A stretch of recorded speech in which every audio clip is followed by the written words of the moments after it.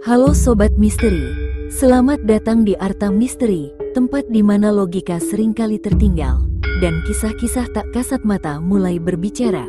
Di sini, kita akan menyelami cerita-cerita nyata penuh teka-teki, kejadian janggal yang tak bisa dijelaskan, hingga penampakan yang terekam tanpa sengaja. Apakah semua itu kebetulan? Atau pertanda dari sesuatu yang tak terlihat?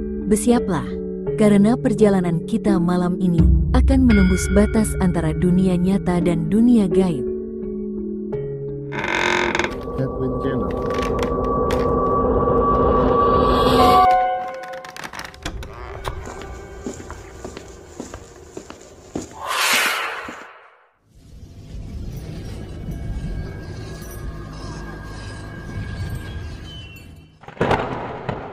Dendam Pelet Wulan. Wulan adalah seorang gadis yang dikenal cantik dan baik di desanya. Wajahnya manis, kulitnya bersih, tutur katanya lembut, dan hampir semua laki-laki di desa pernah menaruh hati padanya.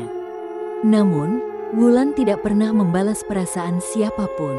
Bukan karena dia sombong, tapi memang hatinya belum terbuka untuk siapapun. Dia terlalu sibuk membantu ibunya di warung kecil milik keluarganya, dan kadang mengurus adiknya yang masih kecil. Salah satu pemuda yang sudah lama memendam rasa pada Wulan adalah Bagas. Bagas sudah bertahun-tahun mengagumi Wulan, bahkan sejak mereka masih sekolah dulu. Bagas pernah mencoba mendekati Wulan secara baik-baik, menanyakan kabarnya, mengajak ngobrol di pinggir jalan, bahkan pernah memberanikan diri untuk mengantarnya pulang dari pasar. Tapi Wulan tetap menolak dengan halus. "Maaf ya, Gas, aku belum mau dekat sama siapa-siapa dulu." Begitu jawaban yang selalu Bagas terima. Awalnya Bagas mengerti, tapi lama-lama dia mulai gelisah. Dia merasa Wulan terlalu sempurna untuk dilepaskan begitu saja. Rasa cintanya sudah berubah jadi obsesi. Bagas merasa dia harus memiliki Wulan, apapun caranya. Suatu malam, Bagas duduk di warung kopi bersama temannya, Heri. Di situ, Bagas curhat panjang lebar soal rasa cintanya yang gak terbalas. Heri cuma tertawa kecil, lalu dengan santai bilang, "Kalau kamu mau, aku kenal orang yang bisa bantu." Dukun, tapi dia agak beda. Peletnya manjur. Katanya bisa bikin orang yang kamu suka gak bakal bisa lepas dari kamu seumur hidup. Awalnya Bagas ragu, tapi rasa cintanya yang sudah berubah jadi nafsu membuat dia gelap mata. "Di mana tempatnya, Har? Aku mau coba." Heri akhirnya mengantar Bagas ke desa seberang. Jalannya sepi, dan suasana malam itu cukup mencekam. Mereka melewati jalan setapak yang di kanan kirinya hanya kebun dan pohon besar. Sampai akhirnya mereka tiba di rumah tua yang terlihat agak menyeramkan. Rumah itu gelap, hanya diterangi lampu teplok di terasnya. Mereka mengetuk pintu pelan, dan tak lama, seorang pria tua keluar dengan tatapan tajam. "Kalian mau apa malam-malam kesini?" tanya pria itu dengan suara berat. Heri menjelaskan maksud kedatangan mereka. Pria tua itu, yang ternyata seorang dukun, menatap Bagas lama, seakan sedang menilai isi hatinya. "Kamu yakin mau pakai jalan ini? Peletku kuat, tapi syaratnya juga nggak main-main," katanya. Bagas, tanpa pikir panjang, langsung mengangguk. "Saya siap, Pak. Asal Wulan mau sama saya." Sang dukun mulai menyiapkan ritual. Bagas diminta membawa foto Wulan, sejumput rambut, dan bunga 7 rupa. Selain itu, Bagas juga harus memberikan sesajen berupa nasi kuning dan ayam hitam setiap malam Jumat selama 7 malam berturut-turut. Bagas mengikuti semua instruksi itu dengan patuh. Sang dukun membaca mantra-mantra aneh yang Bagas sendiri nggak paham artinya. Di akhir ritual, sang dukun berpesan dengan serius, "Kalau pelet ini berhasil, jangan pernah kamu sakiti dia. Jangan pernah kamu tinggalin dia. Kalau kamu langgar, kamu bakal nyesel seumur hidup, bahkan mungkin sampai mati pun kamu masih dibayangin dia." Bagas mengangguk cepat, tanpa memikirkan konsekuensi dari kata-kata itu. Dalam pikirannya, yang penting sekarang adalah mendapatkan Wulan. Dia tidak peduli apapun syaratnya. Yang dia tahu, Wulan harus menjadi miliknya. Bagas pulang malam itu dengan perasaan campur aduk, antara takut, penasaran, dan berharap. Dalam hatinya, Bagas membatin, "Wulan, kamu pasti jadi milikku. Aku akan pastikan itu." Tapi tanpa dia sadari, jalan yang baru saja dia pilih bukan jalan cinta, melainkan jalan yang gelap dan penuh kutukan. Beberapa hari setelah Bagas menjalani ritual pelet itu, ada sesuatu yang mulai terasa berbeda. Wulan yang biasanya cuek dan menjaga jarak, tiba-tiba mulai sering senyum kalau ketemu Bagas di jalan. Bukan cuma senyum biasa, tapi senyum yang manis dan hangat, seperti ada rasa suka yang tulus. Bagas sempat bengong waktu pertama kali melihat Wulan mendekatkan diri. Biasanya Wulan selalu buru-buru pergi kalau bertemu, tapi kali ini dia malah ngajak ngobrol. "Kamu lagi mau kemana, Gas?" "Pulang. Aku boleh ikut nggak?" Suara Wulan terdengar lembut. Matanya menatap Bagas penuh perhatian. Bagas yang tadinya sempat ragu dengan kekuatan pelet itu, langsung percaya kalau ritual yang dia lakukan berhasil. Rasa bahagia itu langsung meledak dalam hatinya. Dia mengangguk cepat dan mengajak Wulan jalan bareng. Sejak hari itu, sikap Wulan berubah drastis. Hampir setiap hari Wulan menemui Bagas. Kadang mereka duduk lama di warung kopi, kadang jalan sore keliling desa. Bahkan pernah Wulan tiba-tiba datang ke rumah Bagas membawa bekal makanan buatan sendiri. Bagas merasa ini seperti mimpi yang jadi kenyataan. Akhirnya, perempuan yang selama ini dia kejar ada di sampingnya. Tapi lama-lama, Bagas mulai merasa aneh. Wulan jadi terlalu sering muncul tanpa diundang. Bagas pernah sengaja pergi diam-diam ke kecamatan sebelah buat ngopi sama temannya. Tiba-tiba Wulan sudah duduk di warung yang sama. "Kok kamu tahu aku di sini, Lan?" tanya Bagas sambil setengah bercanda. Wulan hanya tersenyum sambil menjawab, "Aku selalu tahu kamu di mana." Bagas menganggap Wulan mungkin cuma iseng saja.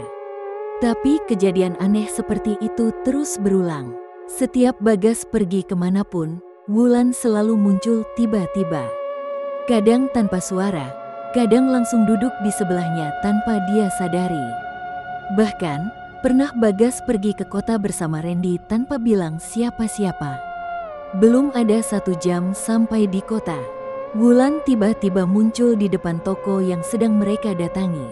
Wulan tersenyum manis seperti biasa, seolah dia sudah tahu rencana Bagas dari awal.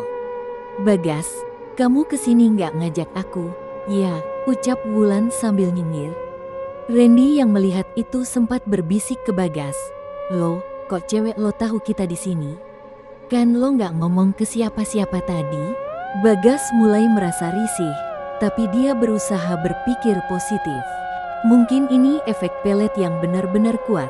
Mungkin Wulan jadi beneran jatuh cinta dan gak mau lepas. Tapi perasaan aneh itu makin besar ketika Bagas mulai mimpi buruk hampir setiap malam. Dalam mimpinya, Wulan berdiri diam di bawah pohon besar dekat kuburan tua. Wajahnya pucat, matanya tajam menatap Bagas, tapi dia gak berkata apa-apa. Bagas hanya bisa berdiri terpaku. Tubuhnya kaku, seperti tidak bisa bergerak. Terkadang Wulan bicara dalam mimpi, dengan suara yang pelan tapi dingin. "Jangan tinggalkan aku, Bagas. Aku akan selalu bersamamu, selamanya." Bagas sering terbangun dengan keringat dingin. Dadanya berdebar kencang. Mimpi itu terus berulang hampir setiap malam. Dan yang anehnya, setiap Bagas bangun dari tidur, dia merasa seperti baru saja bertemu Wulan secara nyata. Bagas coba cerita ke Randy tentang mimpi itu. Randy hanya nyengir sambil bilang, "Paling kamu cuma kebawa pikiran. Namanya juga baru pacaran. Mungkin lo lagi bucin, Gas." Tapi Bagas yakin, ini lebih dari sekedar bucin. Ada sesuatu yang salah. Mimpi-mimpi itu terasa terlalu nyata. Ditambah lagi, Wulan makin lama makin aneh. Dia sering muncul di depan rumah Bagas pas tengah malam, berdiri diam sambil tersenyum. Kadang kalau Bagas bukain pintu, Wulan tiba-tiba hilang begitu saja, seperti menguap ke udara. Bagas mulai merasa terjebak. Dia ingin menjauh, tapi setiap kali dia mencoba menghindar, Wulan selalu tahu di mana dia berada. Bagas mulai sadar, mungkin peringatan dari dukun itu bukan sekedar omongan kosong. Tapi sayangnya, semua sudah terlanjur. Bagas makin hari makin gelisah. Mimpi buruk tentang Wulan yang berdiri di bawah pohon besar itu terus menghantui tiap malam. Kadang mimpi itu berulang 3-4 kali dalam satu malam, membuat Bagas sering terbangun dengan tubuh lemas dan keringat dingin membasahi baju. Setiap Wulan muncul dalam mimpi, tatapannya semakin menyeramkan. Matanya hitam pekat, kulitnya semakin pucat, dan suaranya berubah menjadi dalam dan dingin. Kadang Wulan hanya berdiri menatap Bagas tanpa kata, kadang Wulan mendekat dan berbisik di telinganya. "Jangan lari dariku, Bagas. Aku tahu kamu di mana saja. Kamu milikku selamanya." Bagas mencoba mengusir pikiran buruk itu dengan main game, nongkrong sama teman-temannya, bahkan sempat mematikan HP beberapa hari supaya Wulan tidak bisa menghubunginya. Tapi anehnya, meski HP mati, Wulan selalu bisa muncul tepat di hadapannya. Pernah suatu malam, Bagas sengaja tidur di rumah temannya, Randy. Mereka ngobrol sampai larut, lalu Bagas tidur di lantai ruang tamu. Tengah malam, Bagas terbangun karena mendengar suara ketukan dari pintu depan. Suara itu pelan tapi terus berulang, seperti orang yang sabar menunggu dibukakan pintu. Bagas mengintip dari celah gorden dan jantungnya serasa mau copot. Wulan berdiri di depan pintu, menunduk, rambutnya berantakan menutupi sebagian wajah. Bagas memanggil pelan, "Lan, kamu ngapain di sini? Aku kan gak bilang aku di rumah Randy." Tapi Wulan tidak menjawab. Dia hanya perlahan mengangkat wajahnya, tersenyum lebar, matanya kosong, dan berkata, "Aku selalu tahu kamu di mana." Bagas langsung mundur, ketakutan. Dia membangunkan Randy yang tidur pulas di kamar. Randy setengah sadar dan agak kesal. "Gas, kamu mimpi kali. Nggak ada siapa-siapa di luar." Tapi saat mereka berdua keluar bareng untuk memastikan, sosok Wulan sudah tidak ada. Bagas semakin yakin ada sesuatu yang salah. Bukan cuma efek pelet biasa. Bagas akhirnya nekat menemui seorang ustaz yang sering membantu warga kampung kalau ada gangguan gaib. Bagas cerita semuanya, mulai dari pelet, perubahan sikap Wulan, mimpi buruk yang berulang, sampai Wulan yang selalu tahu di mana dia berada. Ustaz itu mendengarkan dengan serius, lalu mengangguk pelan. "Kamu tahu, pelet yang kamu pakai itu termasuk pelet hitam. Pelet itu bukan cuma mengikat hati seseorang, tapi mengikat ruhnya. Kalau kamu sampai ninggalin dia atau nyakitin dia, ruhnya tidak akan bisa lepas darimu, bahkan setelah dia meninggal dunia." Bagas menelan ludah. "Tapi kan Wulan masih hidup, Pak. Dia baik-baik saja. Dia masih sering ketemu saya." Ustaz itu menatap Bagas lama, lalu berkata dengan suara berat, "Kamu yakin dia masih hidup? Pernahkah kamu cek kabarnya langsung ke keluarganya? Jangan-jangan yang selama ini kamu temui bukan Wulan yang kamu kenal." Bagas merasa dadanya semakin sesak. Dia belum pernah tanya ke keluarga Wulan soal apapun, karena terlalu larut dalam euforia cintanya sendiri. Tanpa pikir panjang, Bagas dan Randy langsung pergi ke rumah Wulan keesokan paginya. Mereka disambut oleh ibunya Wulan yang kelihatan masih berkabung. Bagas bertanya pelan, "Bu, Wulan ada?" Ibu Wulan menatap Bagas dengan mata merah, lalu menangis sejadi-jadinya. "Kamu belum tahu, Gas. Wulan sudah meninggal seminggu yang lalu. Dia kecelakaan waktu mau ke kota. Dia jatuh dari motor pas malam hari, pulang dari rumah temannya." Bagas terdiam, wajahnya pucat, badannya lemas, kakinya gemetar. "Bu, Tapi saya sering ketemu Wulan. Dia masih sering ketemu saya, Bu. Ibunya hanya menangis sambil memeluk foto Wulan yang diletakkan di ruang tamu, seolah tidak percaya dengan apa yang Bagas ucapkan. Bagas mundur pelan, lalu berlari keluar rumah tanpa berkata apa-apa. Tubuhnya bergetar hebat. Bagas berlari sekuat tenaga meninggalkan rumah Wulan. Nafasnya memburu, pikirannya kacau. Kata-kata Ibu Wulan terus terngiang di kepalanya. Wulan sudah meninggal seminggu yang lalu. Tapi selama seminggu itu, Bagas masih sering bertemu Wulan. Mereka ngobrol, mereka jalan bareng, bahkan Wulan sempat datang ke rumahnya membawa makanan. Bagas berhenti di bawah pohon besar di pinggir jalan, mencoba mengatur napas, tapi tubuhnya masih gemetar. Suara Wulan yang biasa terdengar lembut kini terasa mencekam di telinganya. Aku selalu tahu kamu di mana, Bagas. Bagas mengusap wajahnya kasar. Dia tidak bisa membedakan lagi mana yang nyata dan mana yang tidak. Di tengah kepanikannya, Randy akhirnya menyusul dan memegang bahu Bagas. Gas, lo kenapa? Santai dulu, napas lo tuh kayak orang abis lari dari setan. Bagas menatap Randy dengan mata berkaca-kaca. Ren, gue udah salah. Gue udah mainin pelet terlarang. Gue kira Wulan masih hidup. Gue kira semua ini cuma efek pelet biasa. Tapi ternyata yang gue temuin selama ini bukan Wulan yang kita kenal. Randy ikut merinding. Lo yakin? Masa sih? Tapi dia kelihatan nyata, Gas. Gue sendiri juga lihat dia waktu di kota. Bagas mengangguk pelan. Itu dia, Ren.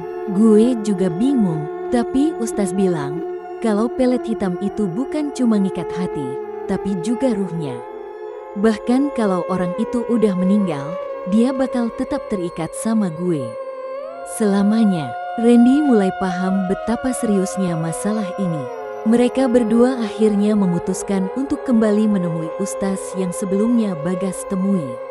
Sesampainya di sana, Ustaz sudah menunggu di beranda rumahnya. Seolah sudah tahu kalau Bagas pasti akan kembali.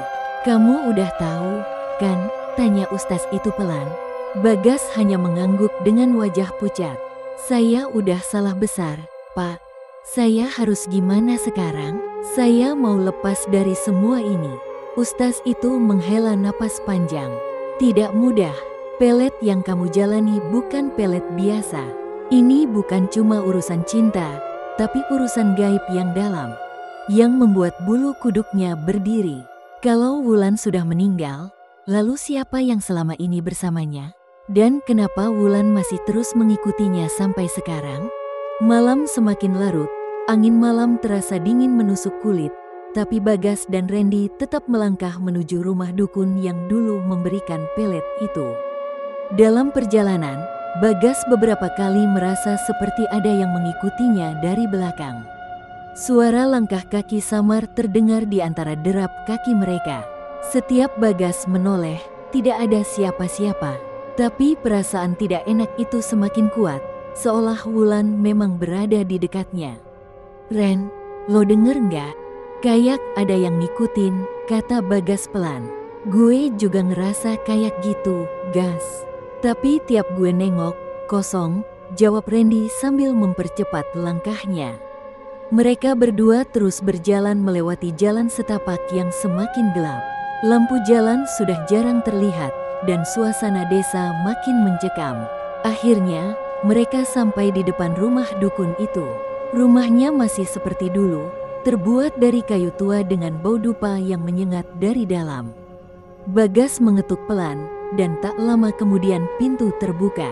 Dukun itu berdiri di depan pintu dengan senyum tipis. Bagas, aku sudah tunggu kamu. Aku tahu kamu pasti datang lagi. Suaranya parau dan dingin, seolah dia sudah tahu semua yang terjadi. Bagas dan Randy masuk, duduk di tikar lusuh yang terhampar di lantai. Bagas langsung bicara, Pak, saya mau lepas dari pelet itu. Saya mau bebas. Wulan, dia sudah nggak ada, tapi dia terus ngikutin saya. Saya nggak kuat, Pak. Tolong bantu saya. Dukun itu tertawa kecil, matanya menatap tajam. Kamu pikir gampang lepas dari ikatan seperti itu? Pelet yang kamu jalani itu ikatannya sampai mati. Gas, kamu minta sesuatu yang melawan perjanjian awal. Bagas semakin panik. Tolong Pak, apapun saya siap bayar. Saya cuma pengen dia pergi. Saya nggak tahan terus diikuti. Dukun itu mengangguk pelan, lalu mengambil segenggam bunga melati kering dan membakarnya di mangkuk kecil. Bau melati terbakar memenuhi ruangan. Ada satu cara, tapi harganya mahal. Kamu harus kasih pengganti. Ruh yang terikat padamu harus dipindahkan ke orang lain. Kalau tidak, dia akan terus bersamamu sampai kamu mati. Bagas menelan ludah, perasaannya makin tidak enak. Penggantinya harus siapa, Pak? Dukun itu tersenyum samar. Siapa saja, seseorang yang kamu kenal, yang dekat denganmu. Bisa teman, bisa keluarga. Siapa saja, kalau kamu setuju, aku bisa bantu pindahkan ikatan Wulan ke orang itu. Bagas langsung terdiam, tubuhnya gemetar. Dia tidak menyangka jalan keluar yang ditawarkan sekejam ini. Bagas menunduk, berpikir keras. Dalam hatinya, dia menolak mengorbankan orang lain.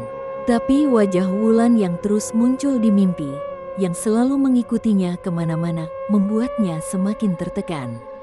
Gas, jangan gila lo, jangan dengerin dia. Kita pasti bisa cari cara lain, bisik Randy dengan wajah serius. Tapi dukun itu tiba-tiba memandang Randy sambil berkata pelan, kalau kamu mau cepat lepas, kamu bisa pilih temanmu ini. Dia orang terdekat yang sering bersamamu. Itu akan mempermudah prosesnya. Bagas langsung menoleh ke Randy. Matanya berkaca-kaca. Dalam hatinya, dia berperang dengan rasa takut dan rasa bersalah. Dukun itu terus membujuk dengan suara pelan dan dingin. Pilihannya cuma dua, Gas. Kamu bebas, atau kamu terus dihantui sampai ajal menjemput. Kalau kamu mau hidup tenang, kamu harus bayar dengan nyawa orang lain. Bagas menunduk, dadanya sesak, pikirannya kacau. Randy menepuk bahunya dan menatapnya dengan serius. Gas, jangan sampai lo ngorbanin orang lain cuma karena kesalahan lo sendiri. Kalau lo tega, lo bukan temen gue lagi. Bagas makin gemetar, tangannya mengepal, keringat dingin membasahi pelipisnya. Pilihan yang dia hadapi terlalu berat. Di satu sisi dia ingin bebas dari teror Wulan, di sisi lain dia tidak sanggup mengorbankan nyawa orang yang tidak bersalah. Bagas menatap dukun itu dengan wajah putus asa. Kalau saya nggak mau ngorbanin orang, apa masih ada jalan lain, Pak? Bagas duduk terdiam cukup lama. Di depan matanya, bara api dari mangkuk kecil yang dibakar dukun itu semakin membara, seolah ikut menambah panas di dalam kepalanya yang sudah berkecamuk. Randy tetap setia di sampingnya, menunggu keputusan sahabatnya dengan tatapan tegas, meski wajahnya tidak bisa menyembunyikan rasa takut. Pilihan yang dihadapi Bagas terlalu berat. Kalau dia mau bebas, dia harus mengorbankan orang lain. Tapi kalau dia tidak tega, dia harus menyerahkan dirinya sendiri. Bagas merasa seperti orang yang terjebak di ujung jalan buntu. Pak, kalau saya mau jadi tumbalnya, gimana caranya? Bagas akhirnya bicara dengan suara pelan. Dukun itu tersenyum kecil, seperti sudah menebak keputusan Bagas. Kalau kamu mau jadi tumbalnya, kamu harus melakukan ritual terakhir. Kamu harus kembali ke tempat pertama kali kamu memanggil arwah Wulan, dan di sana kamu harus memutus ikatan dengan mengorbankan dirimu sendiri. Ritualnya akan kulakukan malam ini. Bagas mengangguk pelan, tapi Randy langsung berdiri dan memukul meja. Lo gila, Gas. Lo mau mati? Ini semua gara-gara lo salah jalan. Iya, tapi bukan berarti lo harus nyerah gini. Masih ada cara lain. Bagas memegang lengan Randy, berusaha menenangkan. Ren, gue udah bikin kesalahan dari awal. Gue yang manggil dia, gue yang paksa dia suka sama gue. Gue yang bikin dia menderita kayak sekarang. Gue gak mau orang lain yang nanggung kesalahan gue. Ini tanggung jawab gue. Randy menatap Bagas dengan mata berkaca-kaca. Gas, tapi lo sahabat gue. Gue nggak mau kehilangan lo. Ngerti nggak? Kita cari cara lain. Gas, sumpah gue temenin lo sampai kapanpun, tapi jangan nyerah sekarang. Bagas tersenyum tipis, berusaha tegar meski hatinya sendiri gemetar. Ren, lo temenin gue malam ini aja, sampai selesai. Kalau gue nggak balik, lo jangan nyalahin diri lo. Gue udah pilih jalan gue sendiri. Dukun itu kemudian menyiapkan peralatan ritual. Dia mengambil selembar kain hitam, kembang 7 rupa, dan sebuah kendi kecil berisi air kembang. Bagas dan Randy mengikuti dukun itu menuju sebuah hutan kecil di pinggir desa, tempat pertama kali Bagas melakukan pelet wulan. Langkah Bagas berat, tapi hatinya sudah mantap. Dia tahu ini mungkin akan jadi malam terakhirnya. Suasana di hutan itu makin mencekam. Angin berhembus kencang, dedaunan bergetar seperti ada sesuatu yang mengintai mereka. Dukun itu mulai menata kembang di atas tanah, menyalakan dupa, dan menggambar lingkaran dengan kapur putih. Kamu berdiri di tengah lingkaran ini, Gas. Setelah aku bacakan mantra, kamu akan memanggil Wulan untuk terakhir kalinya. Kalau dia datang, kamu harus siap menyerahkan diri. Bagas melangkah masuk ke dalam lingkaran. Jantungnya berdebar kencang. Randy berdiri tak jauh di luar lingkaran, wajahnya cemas. Dukun mulai membaca mantra dalam bahasa yang Bagas tak mengerti. Udara di sekitar mereka tiba-tiba menjadi dingin. Dedaunan bergetar keras.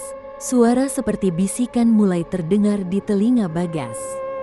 Dan tak lama kemudian, dari balik pepohonan, sosok Wulan muncul.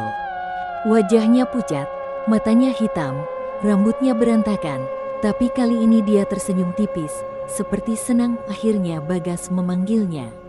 Bagas, kamu akhirnya panggil aku lagi. Aku tahu kamu gak akan meninggalkan aku milikmu, dan kamu milikku. Suara Wulan pelan, tapi menggema dalam kepala Bagas. Bagas menahan air matanya. Lan, maafin aku udah salah. Aku nggak seharusnya mainin pelet itu. Aku nyesel, Lan. Wulan melangkah mendekat, tapi tubuhnya seperti melayang tanpa menyentuh tanah. Kalau kamu nyesel, kenapa kamu panggil aku lagi? Bukannya kamu pengen aku terus di samping kamu? Bagas menggeleng pelan. Aku mau kamu tenang, Lan. Aku mau kamu bebas.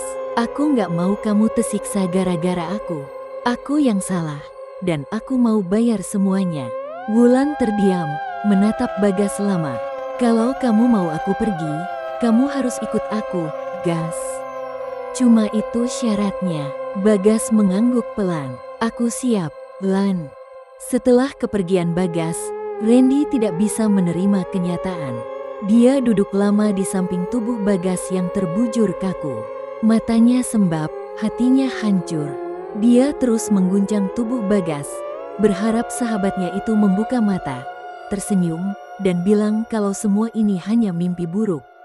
Tapi tubuh Bagas tetap dingin, matanya tertutup, dan wajahnya terlihat tenang seolah dia sudah menemukan kedamaian yang selama ini dia cari. Dukun itu berdiri tidak jauh, menatap Randy dengan sorot mata datar. Ikatan sudah diputus.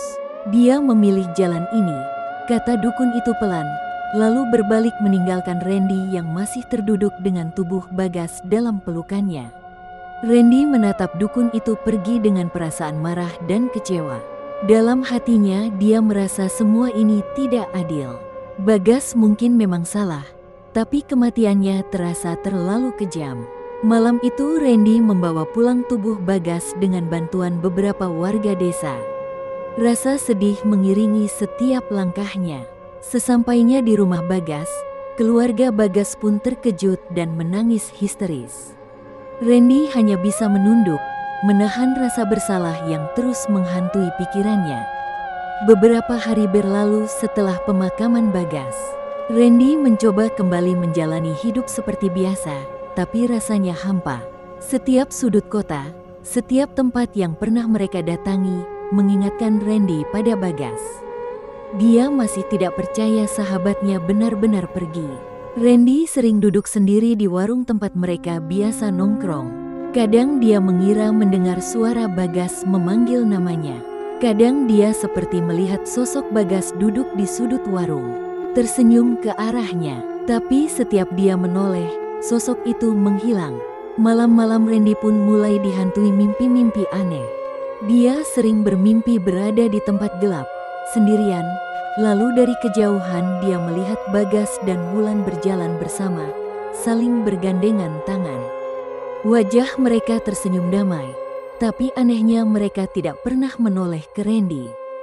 Dalam mimpi itu, Randy selalu berusaha memanggil mereka, berlari menghampiri, tapi mereka semakin jauh, seolah memang tidak ingin diganggu. Puncaknya terjadi di malam ke-7 setelah kematian Bagas. Randy tertidur di kamarnya yang gelap, tapi tiba-tiba dia terbangun karena mendengar suara ketukan dari jendela. Tok, tok, tok. Suara itu pelan, tapi terdengar jelas. Randy duduk di kasur, jantungnya mulai berdebar kencang. Dia mencoba mengabaikan, mengira itu hanya suara angin. Tapi ketukan itu terdengar lagi. Tok, tok, tok. Kali ini lebih keras. Dengan gemetar, Randy memberanikan diri membuka tirai jendela. Di luar, dia melihat sosok Bagas berdiri dengan wajah pucat, mengenakan baju yang sama seperti saat dia meninggal. Mata Bagas memandang lurus ke arah Randy, bibirnya bergerak pelan. "Ren, gue masih di sini." Suara Bagas terdengar lirih, tapi jelas di telinga Randy. Randy langsung jatuh terduduk, tubuhnya gemetar. "Gas, lo ngapain di sini? Bukannya lo udah..." Belum sempat Randy menyelesaikan kalimatnya, Bagas tiba-tiba tersenyum samar. "Gue masih punya ikatan, Ren, gue belum sepenuhnya bebas." Wajah Bagas perlahan berubah pucat kehitaman, matanya kosong, dan senyumnya berubah menjadi menyeramkan. "Sekarang, giliran lo temenin gue di sini." Suara itu semakin berat, dan tiba-tiba jendela terbuka sendiri dengan keras. Angin dingin menerpa wajah Randy, membuatnya membeku di tempat. Bagas melangkah masuk perlahan, bayangan hitam seperti kabut mengikutinya. "Ren, jangan ninggalin gue sendirian di sini." Randy berteriak, tapi suaranya seperti tidak keluar. Tubuhnya kaku, matanya terbuka lebar. Perlahan, sosok Bagas mendekat semakin dekat. "Lo sahabat gue, sampai kapanpun, sampai mati, lo ikut gue." Bayangan hitam itu perlahan membungkus tubuh Randy.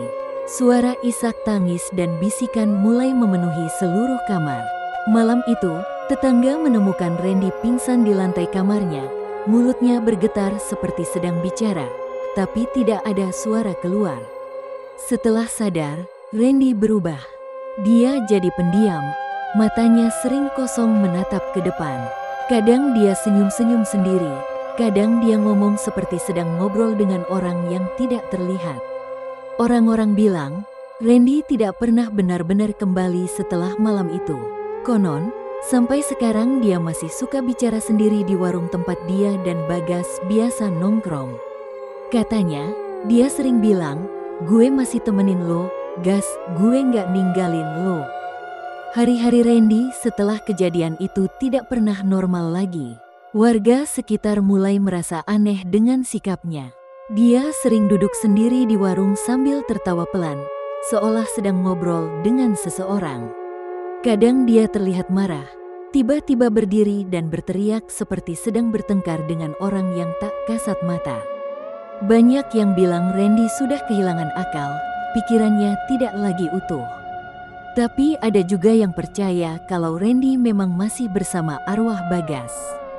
Beberapa orang yang iseng mencoba mendekatinya, tapi Randy selalu berkata hal yang sama, "Jangan ikut campur.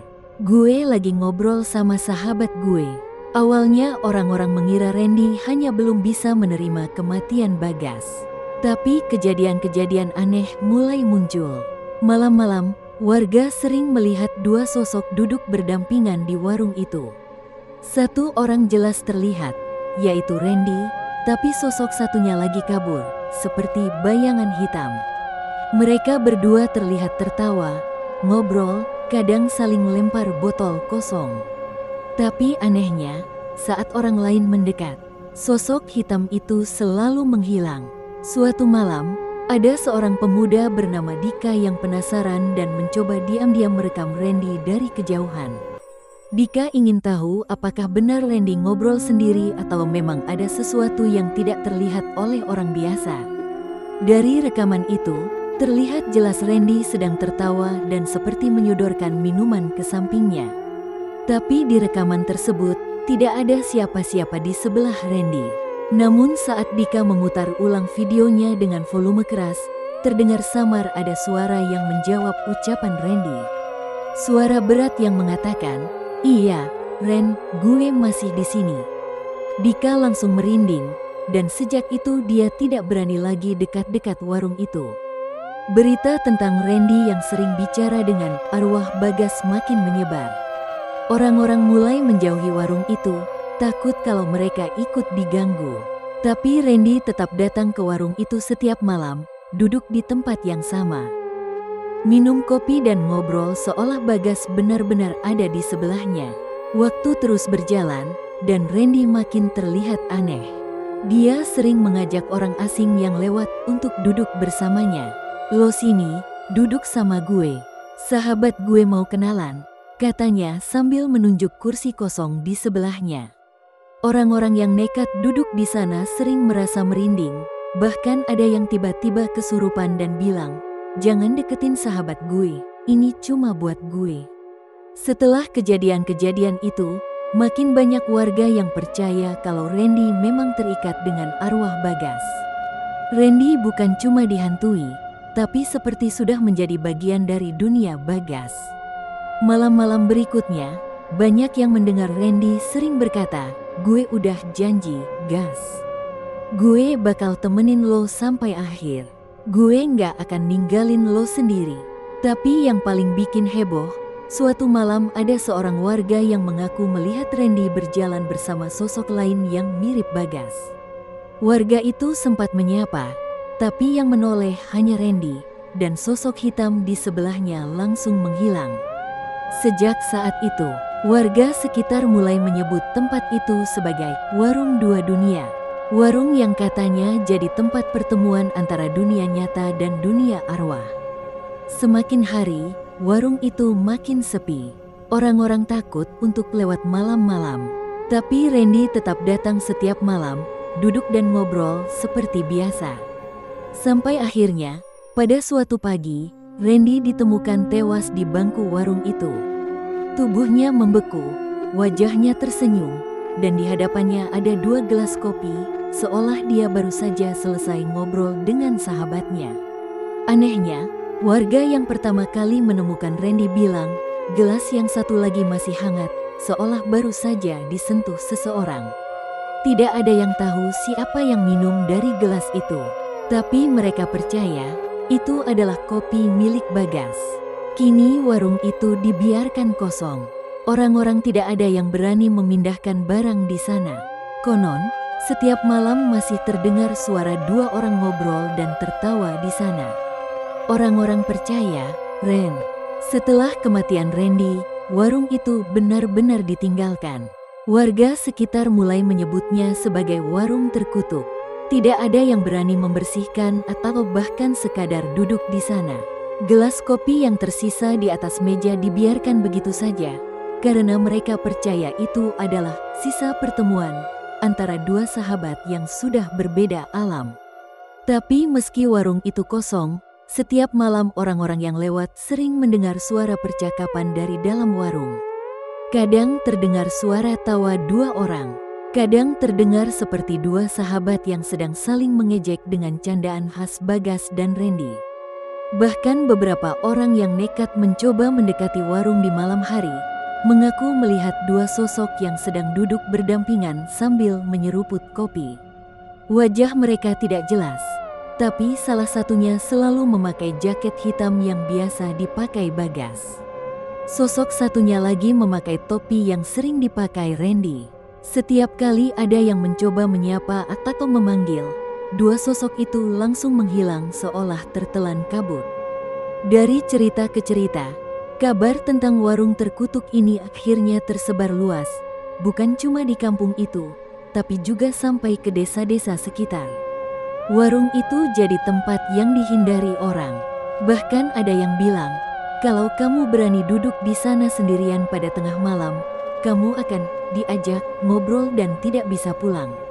Mereka bilang, Bagas dan Randy suka mencari teman baru untuk menemani mereka. Katanya, sahabat itu nggak mau cuma berdua saja. Mereka butuh teman ngobrol yang baru. Suatu malam, seorang pemuda bernama Andra yang tidak percaya dengan cerita itu datang ke warung dengan sengaja. Dia ingin membuktikan kalau semua itu cuma cerita orang kampung yang dilebih-lebihkan. Dia duduk di kursi yang konon dulu sering dipakai Bagas. Dia memesan 2 gelas kopi di warung seberang, lalu menaruh 1 gelas di depannya dan 1 lagi di kursi kosong seberang meja. Dengan santai, Andra menunggu. Kalau memang kalian masih di sini, temenin gue minum. Gue nggak takut, ucap Andra sambil tersenyum mengejek. Malam makin larut, angin mulai berhembus dingin. Daun-daun di sekitar warung bergetar pelan. Andra mulai merasa suasana jadi aneh. Tiba-tiba, dia mendengar suara langkah kaki mendekat pelan dari arah belakangnya. Suara itu berhenti tepat di sampingnya. Jantung Andra mulai berdebar kencang. Dia menoleh pelan ke kiri, tapi tidak ada siapa-siapa. Lalu terdengar suara seperti seseorang duduk di kursi seberangnya. Andra menatap kursi itu, dan gelas kopi yang tadi dia taruh di sana tiba-tiba bergeser sendiri, seolah sedang dipegang oleh tangan tak terlihat. Andra membeku di tempat, mulutnya terbuka tapi tidak mampu mengeluarkan suara. Kemudian terdengar suara bisikan yang sangat dekat di telinganya. Makasih ya, udah nemenin kita, sekarang giliran lo. Gelas kopi di depannya bergetar pelan. Andra mencoba berdiri, tapi tubuhnya tidak bisa digerakkan, seolah ada yang menahan. Nafasnya mulai sesak. Dalam sekejap, Andra merasa seperti ada kabut hitam yang menyelimuti seluruh tubuhnya. Dari kejauhan, orang yang melintas mengira Andra hanya sedang duduk diam menikmati kopi. Tapi saat mereka memanggil, Andra tidak menjawab, hanya diam mematung. Sampai pagi tiba, Andra ditemukan dalam keadaan tidak sadar. Matanya kosong, dan bibirnya terus berkomat kamit, sahabat gue, gue ikut mereka. Orang-orang langsung percaya kalau Andra sudah dibawa oleh Bagas dan Randy menjadi teman baru mereka. Sejak kejadian itu, warung itu semakin dianggap berbahaya. Tidak ada yang berani lagi duduk di sana, apalagi saat malam tiba. Beberapa warga bahkan mencoba menutup warung itu dengan papan kayu dan rantai. Tapi setiap pagi, rantai itu selalu terlepas sendiri dan pintunya terbuka seperti biasa, seolah ada yang tidak mengizinkan warung itu ditutup. Tapi semua udah kejadian, dia nggak bisa memperbaiki apa-apa. Dia cuma bisa menunggu. Warga bertanya, menunggu apa, Pak?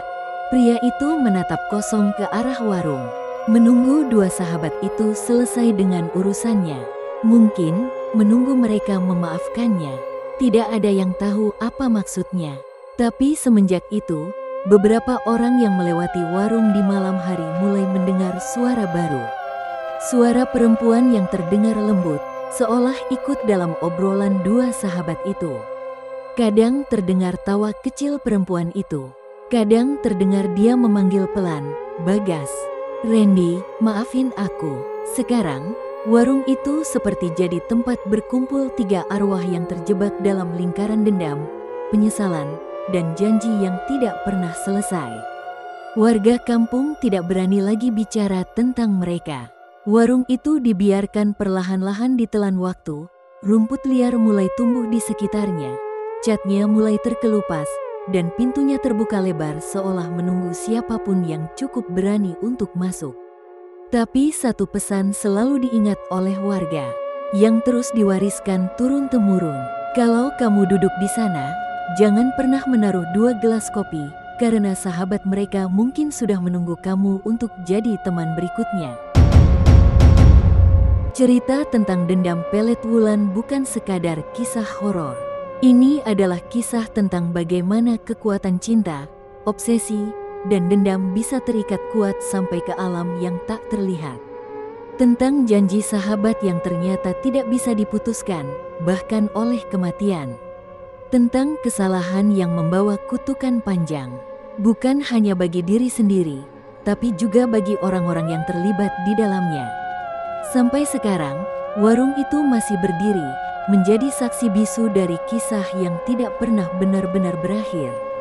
Dan kalau kamu kebetulan lewat, dengarkan baik-baik, mungkin kamu akan mendengar tawa mereka. Mungkin kamu akan mendengar suara Bagas, Randy, dan Wulan memanggilmu untuk jadi sahabat mereka selamanya.